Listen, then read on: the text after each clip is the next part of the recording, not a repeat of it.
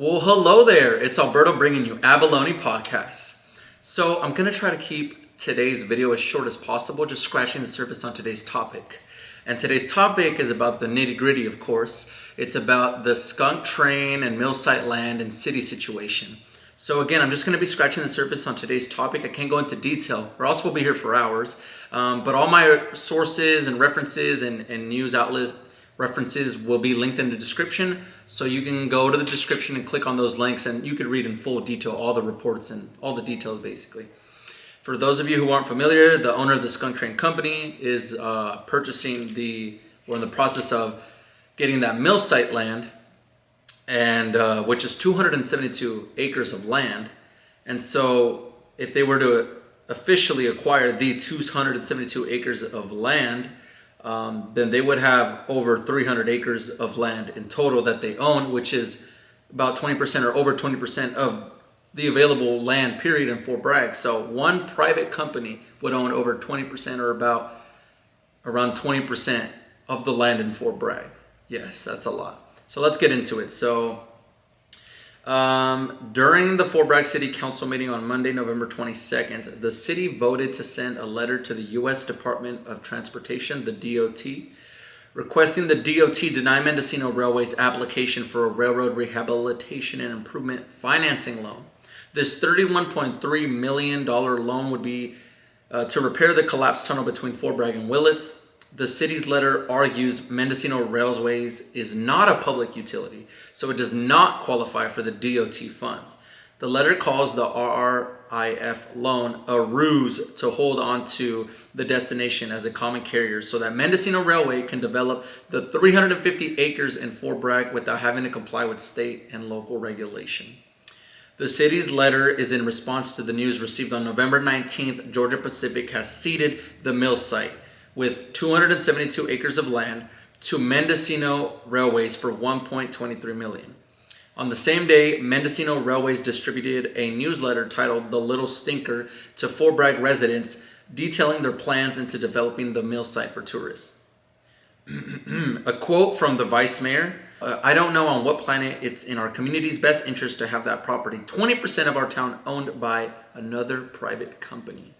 That was Vice Mayor Jessica Marcel Hay, and I agree.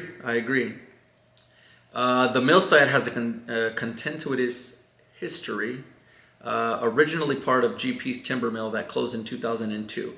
This previously industrial site needs cleanup and remediation before any development can occur. The Pudding Creek watershed is a part of this parcel as well. And basically the rest of this report here is just a long report of the history of that land and just more details. We have another report here. So the entire process, the move, has unleashed a fury in the Mendocino Coast community, with one Fort Bragg official calling it a land grab. Whoever possesses more than 300-acre bluff top property with its sweeping views of the rugged coastline and ocean beyond, in effect, holds title to the city's future, which is true. That means a single owner will now control the type and scale of new residential, business, and tourist-oriented development in a community badly in need of renewal. Officials with the Mendocino Railway, owner of the Skunk Train and the River Fox Train near Sacramento, said they've long bolstered the Fort Bragg economy and are ready to move forward with a unified plan for the roughly 375 acres the agency now holds in total. And so it goes here. I mean, there's just, these reports are long and tedious, which again, I will link them down in the description. So I'm just scratching the surface. I'm going to cover this topic in detail tons of times in the future. So this is just scratching the surface on today's topic. But basically, I wanted to get the views of all the locals. I wanted to get your guys' views and opinions on what do you guys think about this whole land situation. So everyone's been curious. I've been, speaking pretty neutral, but everyone's been curious about my personal point on this. And all I can say for now is, should one private personal owner own over 300 acres of land in Fort Bragg, which is around 20% or a little more worth of land in Fort Bragg? I mean, think about it. I mean, should they? Who's to say?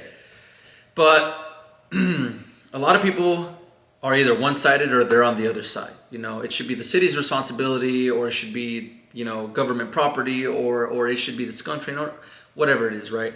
And so the mistake that I've been seeing being made with this land, or the way that this land is being handled, is on one end, it's nothing but politicians, whether it's local politicians or it's more up the scale for bigger politicians. On one end, it's nothing but politicians trying to handle this land in the way that they know how. And on the other end, private owner, a business owner, a big business owner, a private owner is trying to handle this land. And so there's no diversity. It's either politicians trying to handle it or a private business owner trying to handle it. And with that being said, that's such limited skill set and limited knowledge to be able to handle such important land. I think we need a combination of the two. We need an entity, or even one person, of a proper politician, or that understands politics, and also someone who understands how business works. I wish I was able to enter in my 2 cents in on this topic. I'm from Sac State University, and I also CRC community, so went to both colleges, but I'm from Sacramento. I was a business major. I was also a political science and poli-sci minor as well. And I've been dedicating my entire life to the art of business and politics. And I've been very involved with my local community here, and I'm becoming more involved in the community here. And so I like to say that I have an extensive knowledge, very much on business and on politics. And of course, I'm acquiring more experience. But long story short, I wish I could have gotten my 2 cents on something like this. We need someone or a group of people who have both experience, because politicians, whether they're local or on a bigger scale, they only know politics. They don't know how to run businesses. They don't know about finances. Yeah, they might be able to scratch the surface on some of those topics. They might know a little bit about business, a little about sales, a little bit about foot traffic, a little bit about demographics and numbers and finances and analytics. And sure, we have our financial group of the city, or our financial group entity, or whatever. But again, that's such limited knowledge. We need someone with business knowledge who has owned and operated several businesses, or several successful businesses, owns stores, operates all that stuff that makes hundreds of thousands, if not more, in revenue. Like someone that really understands, that has built businesses from the ground up, that knows how business and finance works. That's what we need. And so, of course, we have the skunk train owner who fills that role. But on the other side of the spectrum, we need someone with the political guidance and political experience. And not just that, because even if that said person, that said private owner, has both political and financial and business experience, we also need good intentions. We need a good heart. We need someone that's going to be for the people. And so a big time private owner, a millionaire, like, come on. I mean, all I could say is that based on their track record, it doesn't seem like they're for the people. And we need someone to be for the people. That land needs to be for the people. And that's my personal opinion. That's as much as I can say for now. I'm going to cover more in the future. So sorry if this video was a little lengthier than I wanted it to be.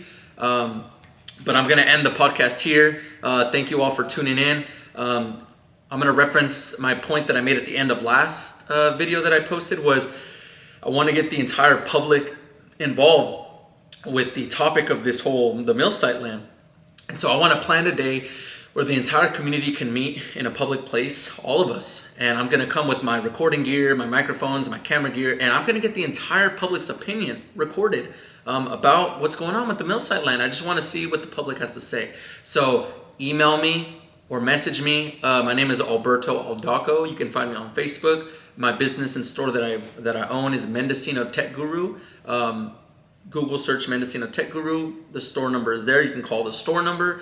You can email me at AbalonePodcast@gmail.com or MendocinoTechGuru@gmail.com. So there's numerous ways to get a hold of me, and just reach out to me saying, what day would you like to meet up, so I can get the public's opinion. And then based on everyone's messages that I get, we can conjure up a singular day. And then I can announce that day and plan it, and then we can all meet out in a public location. And I can get the entire public's opinion on the matter. So again, I apologize for the lengthy video. Thank you for tuning in, and that's Abalone Podcast.